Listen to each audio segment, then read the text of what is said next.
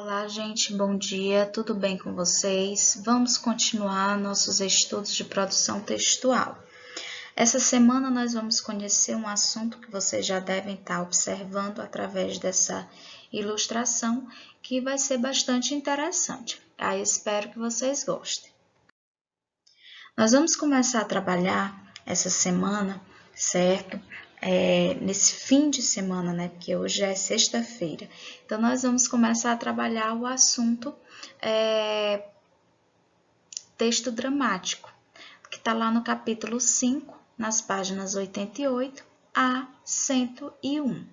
Então, você pode localizar já no seu livro de produção textual essas páginas para que você acompanhe os nossos estudos de hoje. Tudo bem? Então, vamos prosseguir. Vamos entender o conceito de texto dramático. O que seria o texto dramático? O texto dramático ele é produzido exclusivamente para ser encenado por atores para um público. Então, o texto dramático ele tem essa essência, ele precisa ser encenado, certo? Ele precisa ter um público, ter os atores para poder encenar. Portanto, é uma peça teatral. O texto dramático nada mais é do que uma peça teatral. Essa peça teatral, esse texto, ele orienta a encenação de uma peça teatral. Ele serve para orientar, certo? E como é que ele faz isso? De que forma acontece essa orientação? Por quê? Porque há a presença de rúbricas. Essas rúbricas são indicações que descrevem e contextualizam as cenas. Então, tudo que vai acontecer em cada cena, em cada parte do texto dramático, ele tem as suas rúbricas, tem as suas indicações, vai descrevendo. Personagem tal está vestido da seguinte forma. Então, isso aí é chamado de rúbricas. Tudo bem? Tá dando para entender? Tá tranquilo? Podemos avançar? Pois vamos lá. Então, o essencial sobre o texto dramático. O que é essencial da gente saber? Da escrita à representação. O que seria importante a gente conhecer? Primeiro, quem escreve o texto dramático é chamado de dramaturgo. Ah, professora, eu já escutei essa palavra. Fulano de tal é dramaturgo. Vários atores da Globo são dramaturgos. Exatamente. Eles escrevem peças teatrais, portanto, são considerados dramaturgos, certo? O texto é escrito a pensar na sua representação. A partir do momento que o dramaturgo começa a escrever o texto, ele já pensa na representação. Como será representado? Ele não é um texto estagnado, ele é um texto que ele ganha vida. Ele não vai ganhar vida, não é somente na nossa imaginação, é através da sua encenação, certo? Então, quem é o encenador? O encenador são os atores, ou seja, o encenador ele transforma o texto num espetáculo teatral, socorrendo-se de outros profissionais. Quais são esses outros profissionais? O cenógrafo, que é quem monta o cenário, a sonoplastia, que é quem fica nos bastidores produzindo os sons necessários para a realização daquela peça teatral, e o luminotécnico, ou seja, que é toda a parte da iluminação, que é importantíssimo dentro do teatro. Então, tudo isso aí envolve o texto dramático, certo?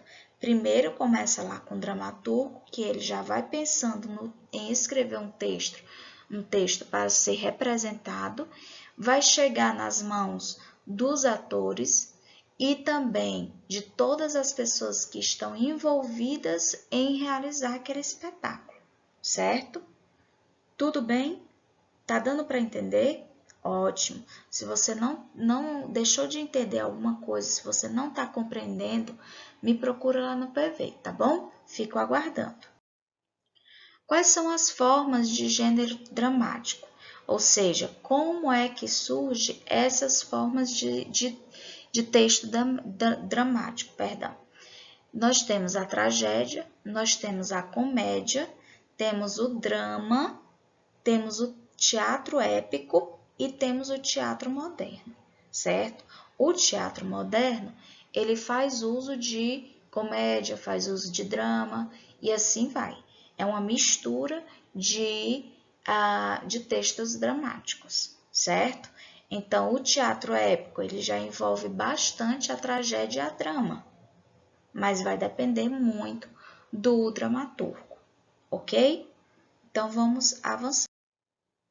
O texto dramático é composto por dois tipos de texto. Nós temos dois tipos de texto, o texto principal e tem o texto secundário. O texto principal são as falas dos atores, que constitui o quê? O que constitui essas falas dos atores? O monólogo, que é quando o personagem ele fala consigo mesmo, certo? Expõe perante o público os seus pensamentos e os seus sentimentos. Então, aí você tem um monólogo.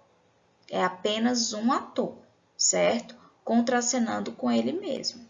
Nós temos o diálogo, que são falas entre duas ou mais personagens. Então, é chamado de diálogo. Isso aí você já conhece. E temos a partes. A partes é quando o ator, ele tem alguns comentários que é próprio do personagem, da personagem com o público. Então, é uma maneira de interagir com o público.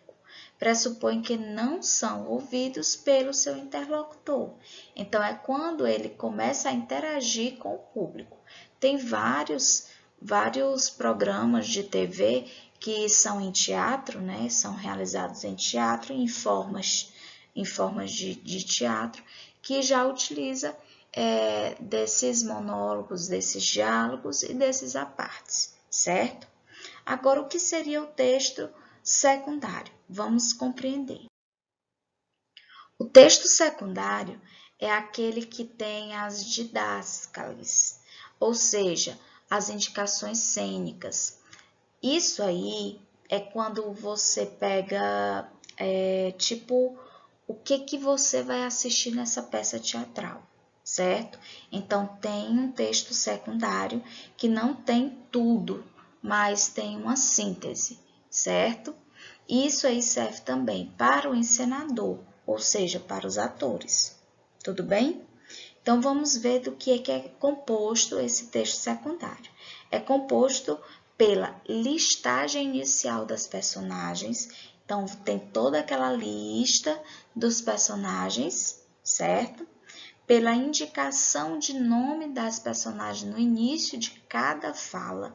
Então, tem o nome dos atores e tem o nome das personagens. Para cada personagem, tem lá a fala. Então, se não houver o nome do personagem na frente, a fala vai ficar, será que é a minha fala? Será que é a fala de fulano? Então, precisa ter essas indicações. O texto secundário também é composto pelas informações sobre a estrutura externa da peça, divisão em atos, em cenas ou quadros. Nós vamos já saber o que é isso aí, tá? Pelas indicações sobre o cenário e roupa das personagens. Isso é importantíssimo. O cenário, como é que tem que estar sendo montado, como é que é a roupa da personagem, tudo isso é muito importante, certo?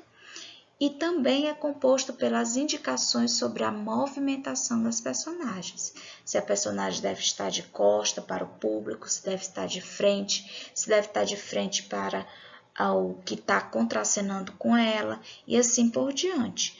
As atitudes desse personagem dependem muito dessas indicações de movimentação. O gesto que tem que fazer, se tem que chorar, se tem que sorrir, a entonação da voz, se tem que ser alta, se tem que ser esbravejando, se tem que ser baixa, se tem que ser calma. Tudo isso aí está dentro do texto secundário. Tudo bem? Então, vamos prosseguir. A estrutura interna e externa de um texto dramático. A estrutura externa, ou seja, o teatro tradicional e o clássico pressupunha divisão em atos e cenas. Os atos correspondem à mudança de cenário. Então, todas as vezes que houver a mudança de cenário, é chamado de ato. Quando houver cenas, é porque equivale à mudança de personagens. O ato continua o mesmo, o cenário é o mesmo, mas há mudança de cena, ou seja, há mudança de personagens, certo? E no teatro moderno, narrativo ou épico, põe de parte estas regras tradicionais de divisão na estrutura externa. Isso é muito importante. A interna, uma peça teatral divide-se em algumas partes muito importantes. A exposição, que é a apresentação das personagens, certo? Que antecede a cada ação. Lembrou que isso aí está lá no texto secundário? Isso. Então, tem que ter o nome da personagem, o conflito, o conjunto de peripécias que fazem a ação progredir. Então, é preciso que haja esse clímax, esse momento auge. E o deslance, que o deslance é exatamente o desfecho da ação dramática, ou seja, é a finalização do texto dramático. Tudo bem? Então, deu para entender, gente? Se você não entendeu algum detalhezinho, por favor, me procura no PV, tá bom? E agora é a sua hora de exercitar. Vai lá nas tarefas de casa, clica lá na aba tarefas de casa e depois você vai fazer todas as atividades indicadas lá. Você vai ver as páginas e você vai realizar no seu livro. Fico aguardando vocês no fórum para a entrega das atividades. O fórum é às 10h30, tá bom? Então, beijos no coração de todos. Estou morrendo de saudades. Bom final de semana. Deus abençoe cada um de vocês. E não esqueça, fique em casa, tá? Beijos, tchau!